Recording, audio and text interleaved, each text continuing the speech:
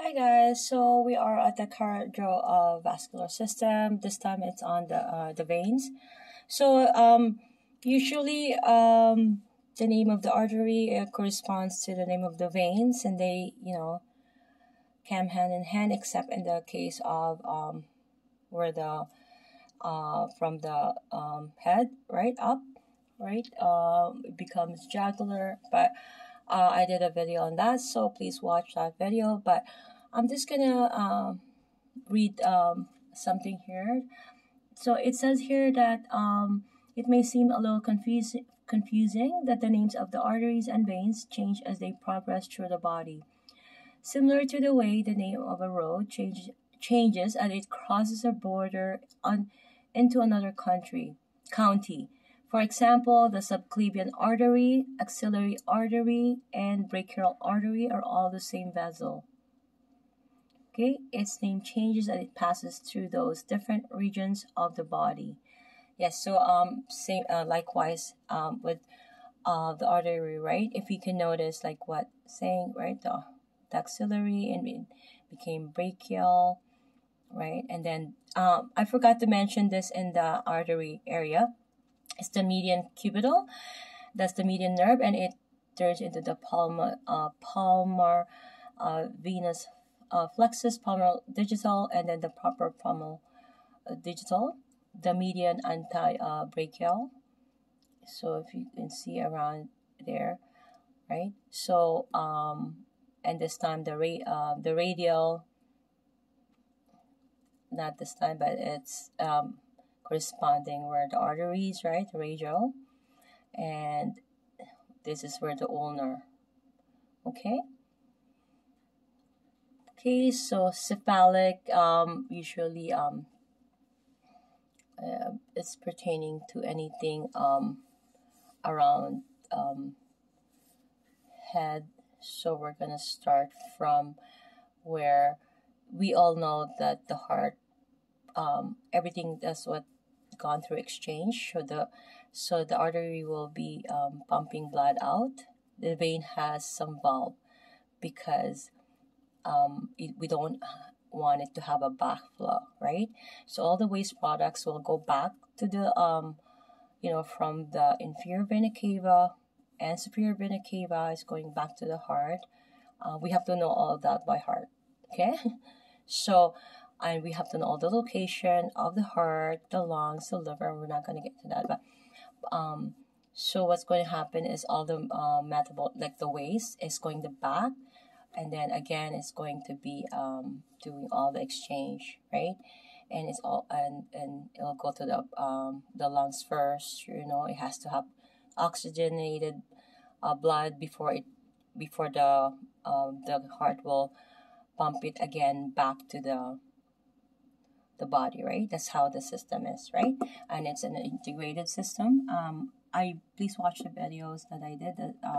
I did very detailed. I use my own words and explain in a simplified manner. You just have to sit down and watch it, and it takes time to know anatomy and physiology. But I assume that everybody on this channel will know the anatomy. This is a refresher. This is the best anatomy book. It is Trail Guide to the Body, and it's also palpation, and it gives all the bony landmarks. Okay, so we're gonna go right to the head area. We have here okay, sorry about that. The mailman just came.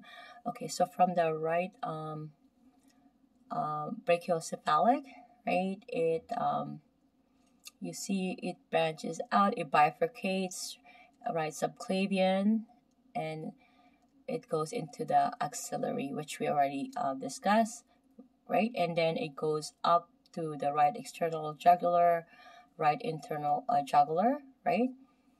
And then there it bifurcates, sigmoid sinus, the right transverse sinus, right? And then the straight sinus. You see those, right? In the inferior sagittal sinus and also the superior sagittal sinus. We have to know all of those location and area. And we have this pulmonary trunk, the coronary sinus, the great cardiac, the hepatic portal, the splenic, superior mesenteric, and that's the inferior mesenteric, and the left renal. Okay, and we have the common iliac, and then the external iliac and the internal iliac. We also have to know this area here by heart, okay, because it's really important. And then how it will bifurcate. It goes to a femoral nerve. And here you can see on the medial side, this is lateral, this is medial, right, where the thumb is, right? That's the great saphenous, right? So anything on the medial, right? It goes down there, and then that's the dorsal venous arch, that's the dorsal metatarsal, that's the dorsal digital. And on the lateral side, as we can see here, right, from the popliteal, it bifurcates, right? It branches here out, and then a small saphenous is here, and the anterior tibial vein, and then the posterior tibial vein. Okay, keep in mind the posterior is on more so and the medial, anterior is more so the lateral side.